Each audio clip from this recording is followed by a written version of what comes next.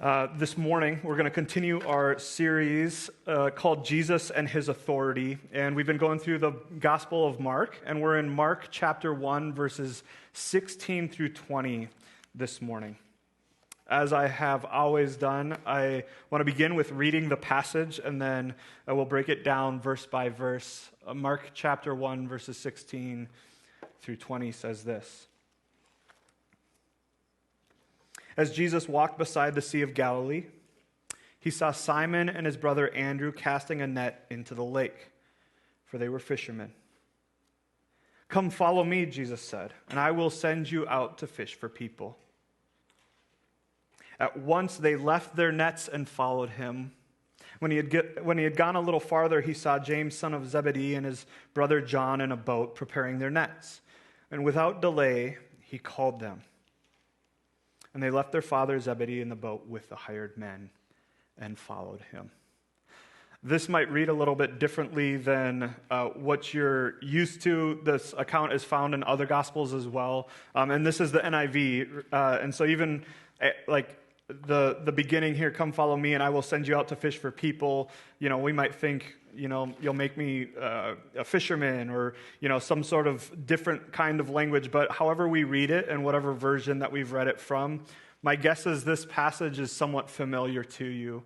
And my hope this morning as we study it, that we would particularly have a better idea of what Jesus means when he says, "Come follow me." Like, what does it look like to follow Jesus? As Jesus followers, we would like to think that it's worshiping him and going to church and just being aware of how he's at work in our lives, and then that's what we do. And that's right, but I think there's some greater things that he expects from us and hopes from us. And so my hope this morning is that we would have also a better understanding of what did it mean when Jesus told these guys to follow him. Like, what were they thinking, and what did it mean for them? And so we'll look at that. But first I want to start with what I had left us with last week. And last week's response, I had encouraged us all to confess our sin in some way, shape, or the other, whether it was in personally to Jesus, which I hope that we do, but also encouraged to confess your sin to somebody else, and being in the habit of repenting and believing the good news is what Jesus had encouraged and challenged them to do when he ushered in his kingdom.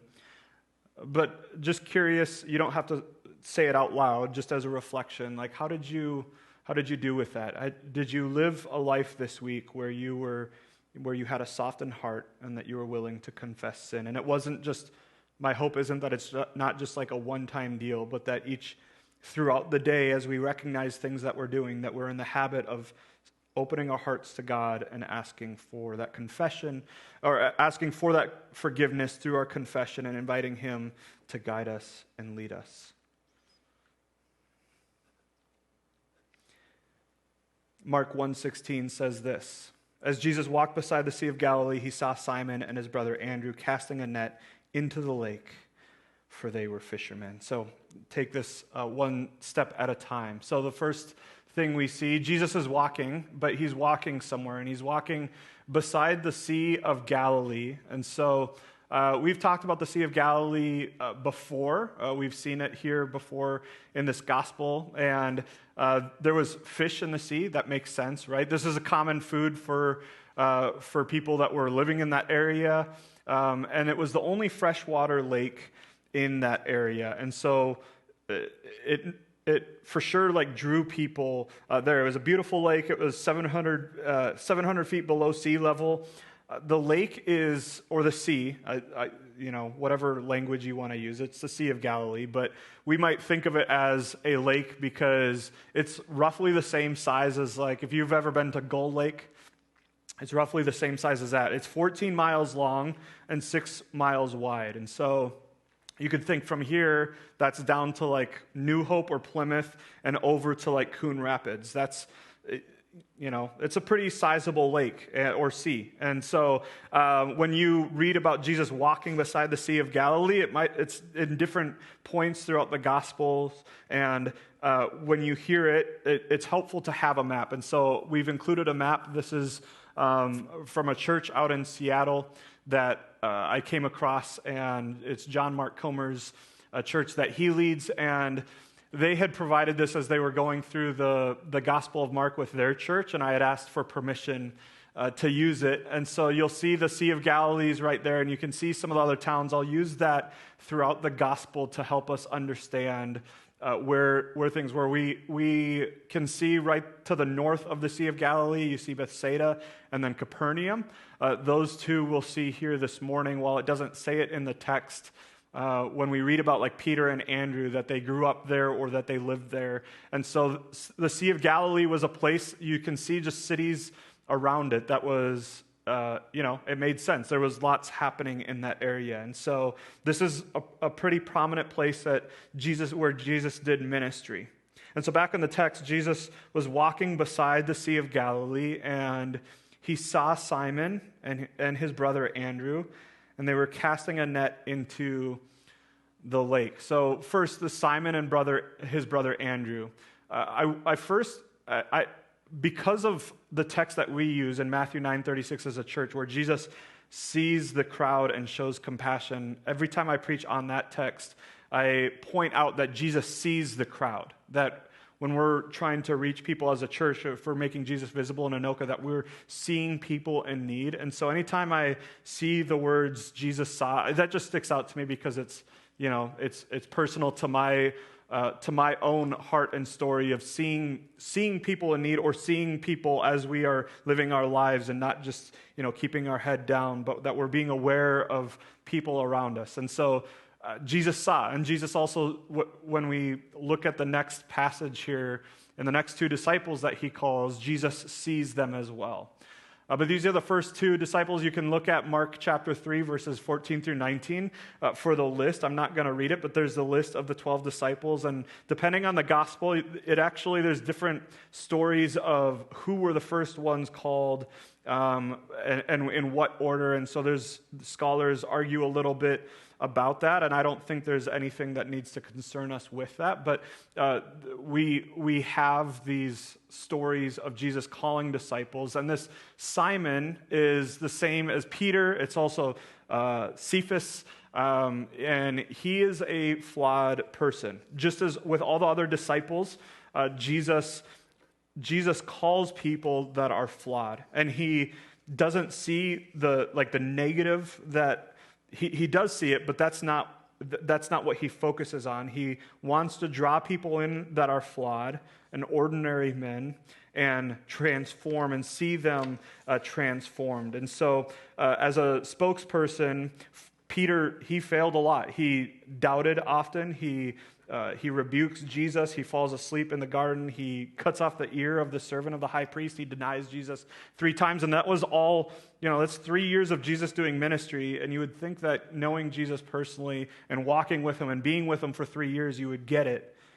And yet we see Peter over and over failing. And with all that, though, Jesus still has confidence in him. And so despite his flaws, we see him use Peter to boldly proclaim the gospel and perform miracles, and being an authoritative figure in the early church. And so we see they were fishermen, and Simon and his brother Andrew. And Andrew is not mentioned as much as Peter, but they're from Bethsaida, and so from the map, you may remember that's just north of the Sea of Galilee. There we go. Matt's on point. Thank you, Matt. So we've got Bethsaida right there. That's where they're from, living in Capernaum. And so they were just hanging out there. And if you read through the Gospel of John, you actually get a different account. Not a different, but an additional account. Mark makes it seem like that these guys, it was like Jesus is randomly... he's starting his ministry, he's randomly walking around a lake, and then he sees these two guys, and they're like, oh, you should come and follow me, and they just drop their nets. And John gives an account that most likely happens before that Peter and Andrew knew Jesus. But this is what John chapter 1, and this isn't going to come up on the screen, so Matt, you can just leave it there. But this is what John chapter 1, verses 35 through 42 says. I'm going to make sure I get in the right chapter. John is testifying about Jesus and saying, hey, there's someone coming that will baptize with Spirit. I baptize with the water. And verse 35, the next day John was there again with two of his disciples. When he saw Jesus passing by, he said, look, the Lamb of God. And when the two disciples heard him say this, they followed Jesus. Turning around, Jesus saw them following and asked, what do you want? They said, Rabbi, which means teacher, where are you staying? Come, he replied, and you will see. So they went and saw where he was staying, and they spent that day with him. It was about 4 p.m. Andrew, Simon Peter's brother, was one of the two who heard that John had said and who had followed Jesus. And the first thing Andrew did was to find his brother Simon and tell him, we've found the Messiah, that is the Christ, and he brought him to Jesus. Jesus looked at him and said, you are Simon, son of John. You will be called Cephas, which means, when translated, is Peter. And so in John's gospel, we get this account of them meeting Jesus and actually spending time with him before Jesus is calling them. And this plays out, it makes us think a little bit about when they respond, when he says, come follow me, and they just drop everything and go. You may interpret that as like they have a lot of faith and they're willing to do that, not knowing anything about the guy. And while they do have a lot of faith, I would argue, and this passage in John would argue as well, that they were aware of who Jesus was. And so they were able to spend time with him, and so they would have recognized Jesus. But however this plays out, he sees Simon and his brother Andrew, and they're just doing what they do. They are casting a net into the lake because they were fishermen. They were doing their everyday activity. They were ordinary people. They weren't royalty or anything like that. And this is the first instance where we see Jesus drawing people in and calling people that are just ordinary people, inviting, hey, there's something special here. I want to invite you into what's happening here. And so in verses 17 and 18, he says, come follow me, Jesus says, and I will send you out to fish for people. And verse 18, at once they left their nets and followed him. He says, come follow me, saying, come and be my disciple. I want to give us some, just a little background of what the education system would have been like for the Jewish educational system. Is anybody familiar with what the educational system was like back in the day? I wasn't. So basically what would happen is for kids that were anywhere between ages 6 and 10, they would go into school, the synagogue, which was also the church and basically school, and there'd be a rabbi, there would be a teacher, and they would study the Pentateuch, which is the first 5 books of the Bible, and they would start memorizing it and learning it, and a lot of the kids would actually memorize all 5 books of the Bible. And there was tests, and if you passed, you moved on to the next school. If you didn't, you just went back to your home and you take the occupation of your parents. And so if you go on to this next school, though, you start understanding and studying the prophets and the history of pretty much all the Old Testament. You would also learn the art of questions and answers, meaning that you answer the question with another question. And so we see Jesus do this really well, and that was an art that they actually taught. And if you did that really well, if you failed, you just went back and you did the things that your family did. You did the things that for these guys, it would have been, family business, fishing. And so that was, they most likely didn't make it through. Otherwise, they would have become rabbis. And so they fail out of school, they just do what was happening with their family. And so if you would pass, though, this next test, you would be recruited, and the parents would scout out a rabbi. And so they would find a rabbi, and the rabbi would then have a group of people, maybe line up the kids, and they would start grilling and testing the kids and seeing what they knew, how much they had memorized, if they had the qualities and qualifications of being this rabbi's disciple. And if they made that, then they'd be exceptional students. And that kid then, if the rabbi chooses that person, they would say, "Come follow me." And the kid would move into the rabbi's house. They would leave everything they've got. They would move into the rabbi's house and would be just like a son to the rabbi. They would learn to be just like the rabbi. They'd do the same thing. They would try to talk like the rabbi, walk like the rabbi. In one commentary I was reading, he had mentioned, even if the rabbi walked with a limp, the disciple would then walk with a limp, because I'm supposed to be like this rabbi. And then as you do that, when you turn 33, you would go and be the rabbi, and you would do the same thing. And so when the rabbi would say, "Come, follow me," you had passed all these qualifications to follow this rabbi, and there'd be this huge sense of purpose. And so enter Jesus. Jesus is coming up to ordinary fishermen that would have failed out of that school because they're fishing and they're doing the business that their family did. And Jesus says, "Come, follow me." They would have immediately had the cultural understanding that this is big. This is something huge is happening, and especially if they know who Jesus is. They would have had this chance to do something that they weren't able to do before.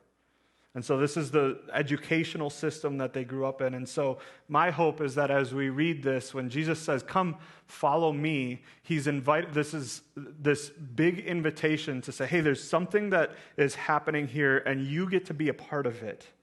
And it's one of the things I love about the gospel is when he ushers in the kingdom, everybody gets to be a part of it, especially the outcasts, especially those who are getting ignored, especially those who have been treated poorly.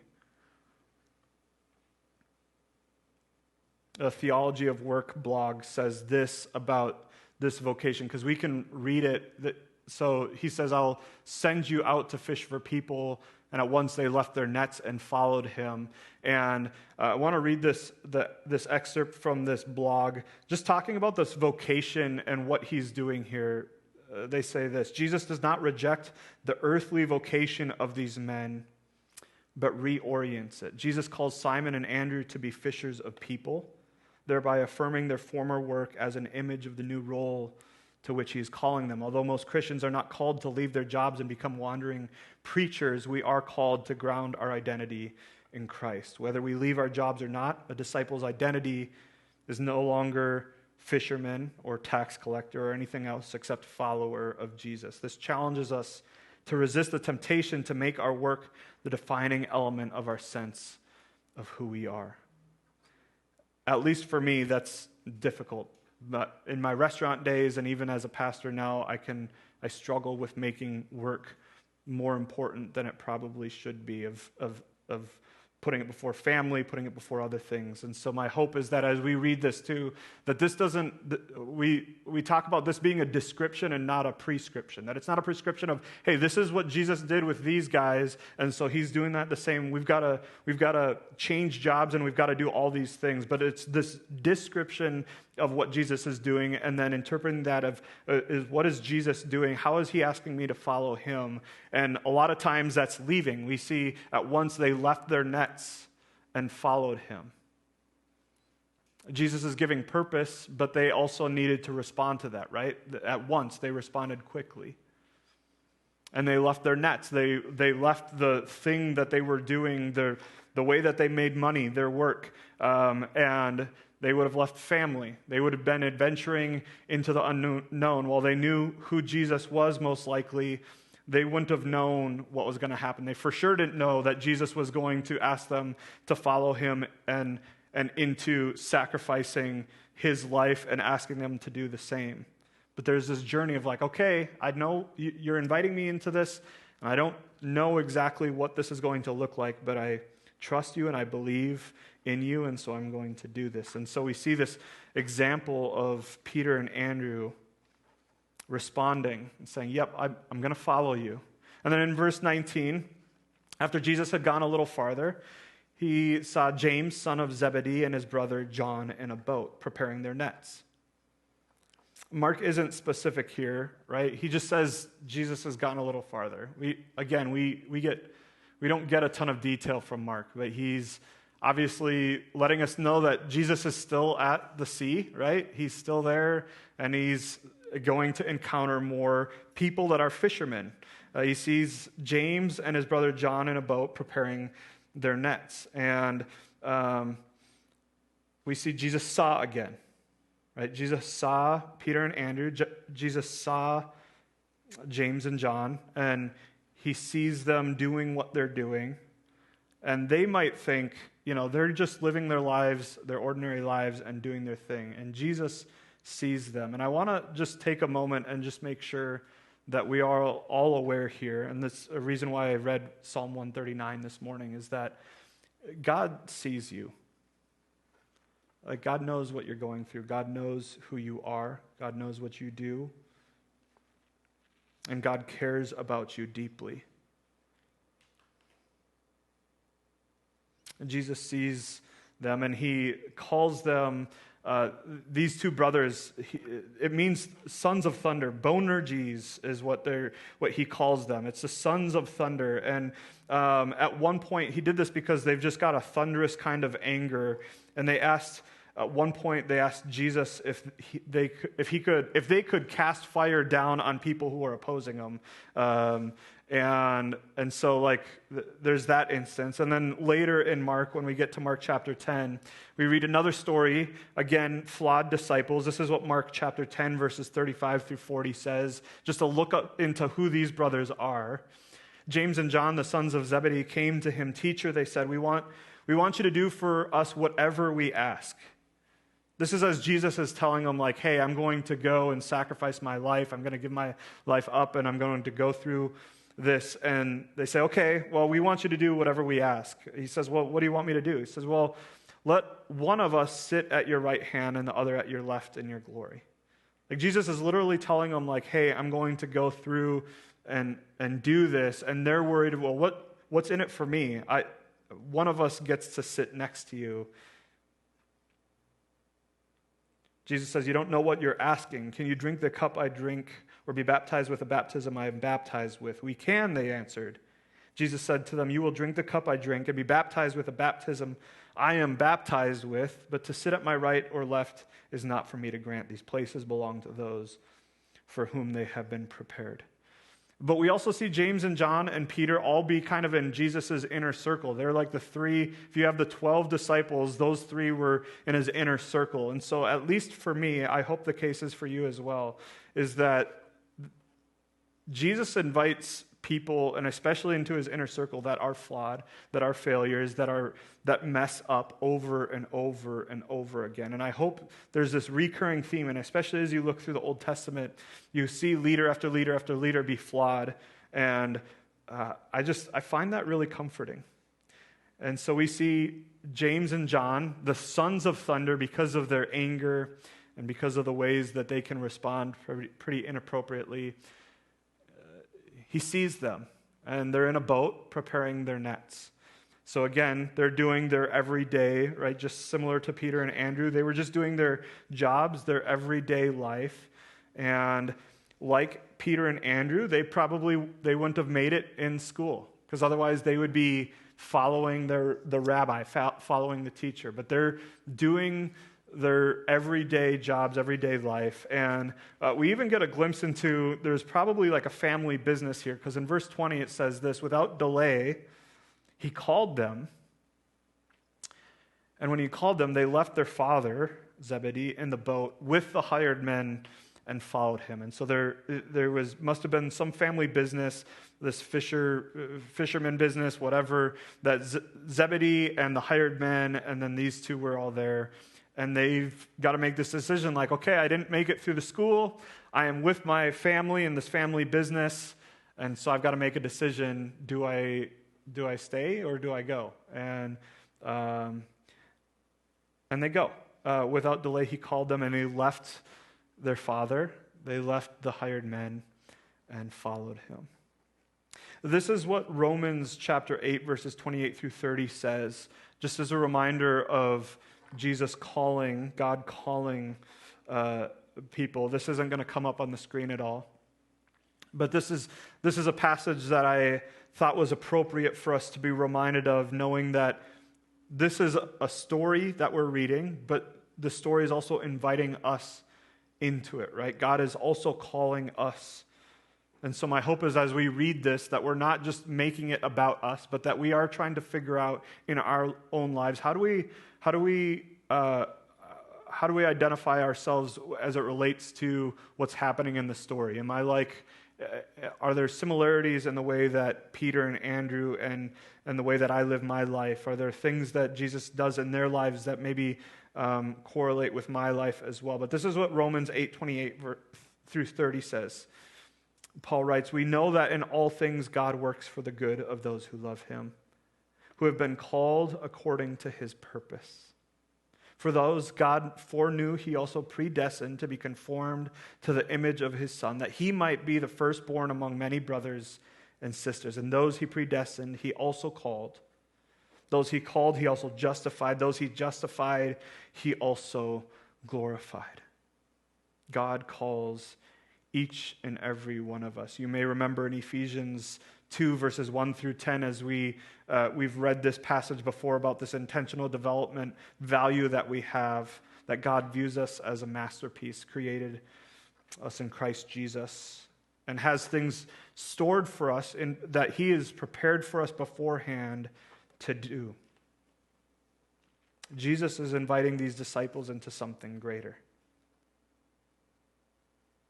And while this passage is not teaching us that we need to leave our jobs and to follow Jesus, this is a description, it's a narrative, but we are invited to do the same thing. We are invited where Jesus calls us and says, "Hey, I see you, I know you, I know what you do, I know everything about you, and I am inviting you to follow me and to join me in what is happening, in particular in this church, making Jesus visible in Anoka for us, but God is at work and he's inviting us to continue on a regular basis to choose to leave our nets, maybe like these guys, right? They left their nets and their boat, they left their father, they left the family business, but on an ongoing basis. This isn't just hey, I want you to make this decision one time and decide to leave these things and follow me. On a regular basis, he's saying, hey, come follow me. I want you to follow me, and that's going to require sacrifice. And so I want to end this morning with, would love just to have us have some conversation, if that's okay. I've got a couple questions for us on here. The first one, and this is one that I want to just have out loud as a group, and not like turn to your neighbor kind of thing, but I want us to just be able to answer these and have some conversation. But as you've followed Jesus, as you've thought about what that has looked like in your life, what or who has Jesus asked you to leave in order to follow him? Is there specific situations or specific people or specific jobs or specific things where God has asked you to drop or change because of your obedience to him? Curious if anybody's got, it's fine if not, but I want to allow conversation if that makes sense.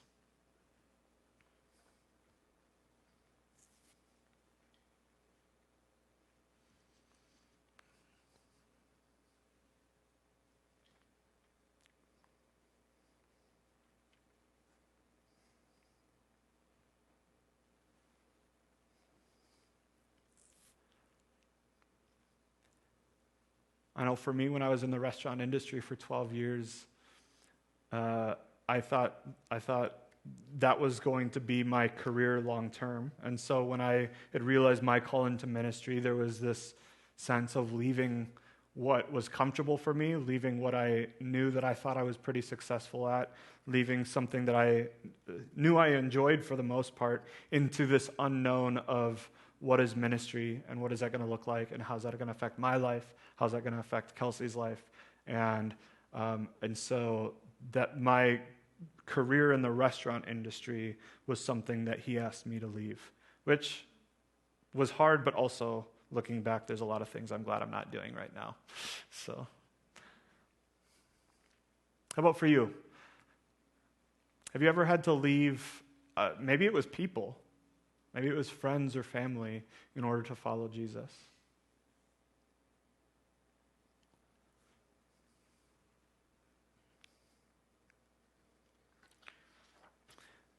The second question, and this can be just, a reflection on your own, or we can have a conversation. Is there anything you'd be afraid to leave? Like if you heard very, very clearly, and that you were 100% that it was God speaking to you and it wasn't like a weird muffin, that you're supposed to leave, that you're supposed to leave something. Maybe it's your job. Maybe it's, maybe it's where you live. I don't know. But if you heard that clearly, would you be able to do that? Is there anything that you'd be afraid to leave if Jesus called you to leave it?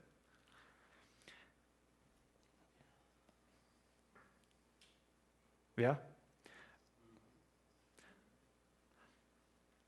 You, what's that? Yeah.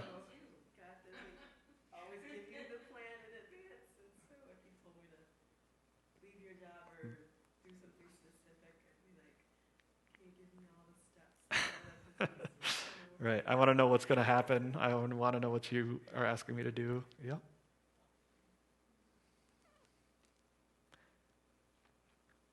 I mean, for me, it'd be really hard if God ever made it clear to me, which I hope he would never do, because I think it's a gift that God has given me, but not just for my own benefit, but for us as a family, is like, if there was like a clear thing of, Rob, you're supposed to go and do this and leave Kelsey and the kids behind, I would question God. Like, why would you call me to leave my family? Like, when I think of these disciples leaving their families and saying, and Mark doesn't give all the details of, but in theory, they were leaving everything and say, yep, I'm going to go follow you for 3 years. Like, I wouldn't be able to leave my family. I would be afraid of leaving my family. If God called me to leave Compassion, like, that would be hard, because it's like we're like a year into this thing, and it's like, okay, well then what were you doing for the last year, right? And so that, for me, there's things that it'd be really hard if God called me to leave. I ask those questions to just help us hopefully invite God into this process of our own lives of, what does it look like for me to be a disciple of Jesus? And what does it look like for me to follow him on a regular basis? And is my heart in it?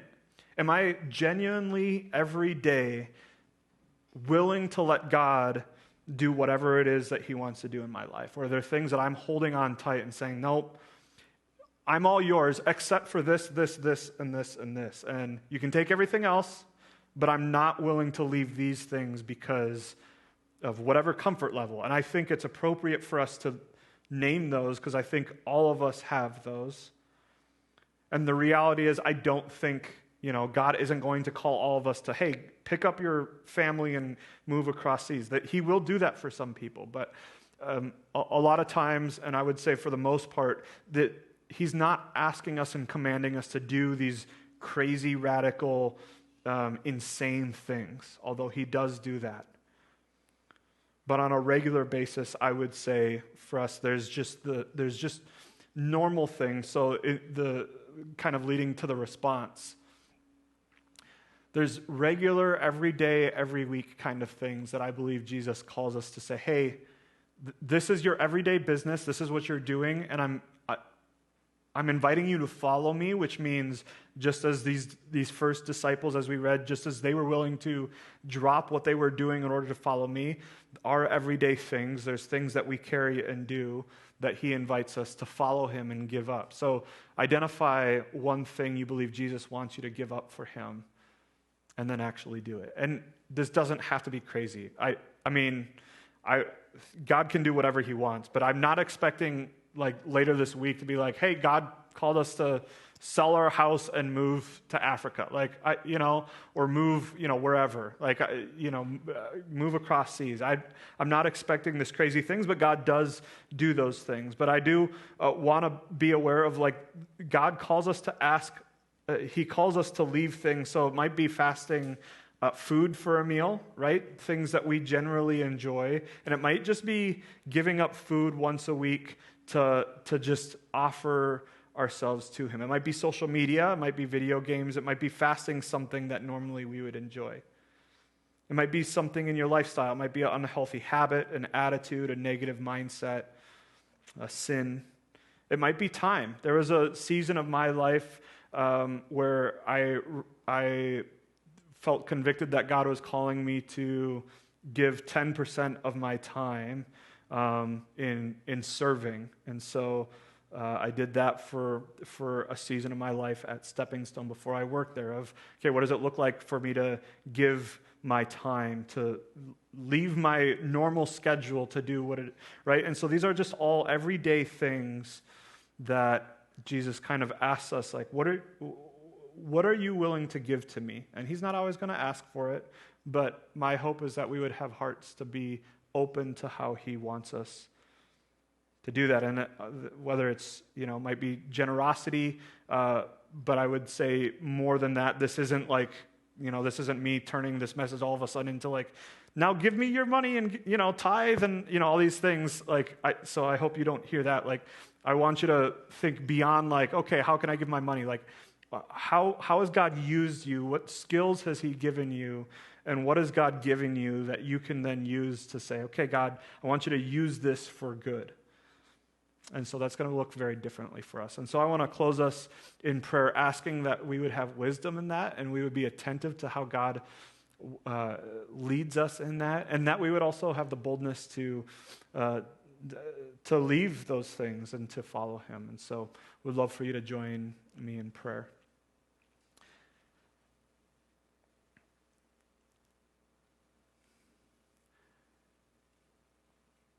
Jesus, as your disciples, we want to be people that are willing to give everything to you.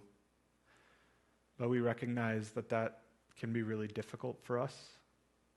There's things in our lives that we really care about and we like. But God, I pray that you would soften our hearts and that you would help us be open to what it is that you're doing in our lives. God, remind us of our worth and our identity. We just read in Romans that you call people for your purpose, and we recognize that you value each and every one of us. And so I pray that we will be reminded of your worth, of our worth in you. I pray that we would be reminded of how much love that you have for us. Pray that we would leave here energized, knowing of the grace and mercy that you show us each and every day. Give us the boldness to leave things, but also give us clarity and the wisdom and truth in knowing that those things that we're leaving are because you're asking us to do it and not from something else.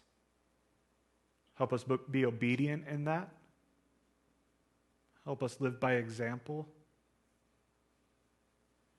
God, surround us with people that can encourage us and challenge us in what it looks like to follow you. Pray that we as a church would be people that would be encouraging, but that we would lift each other up, but also challenge each other to grow in our walks with you.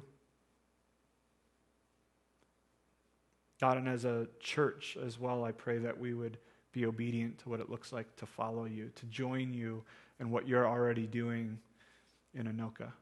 And so I pray that you would give us wisdom in that you would guide us and lead us, that you would give us hearts to care for you and to live for you as well. And so we ask that in everything that we would do, that it would advance your kingdom and that it would bring you glory. God, we love you. Pray these things in Jesus' name. Amen.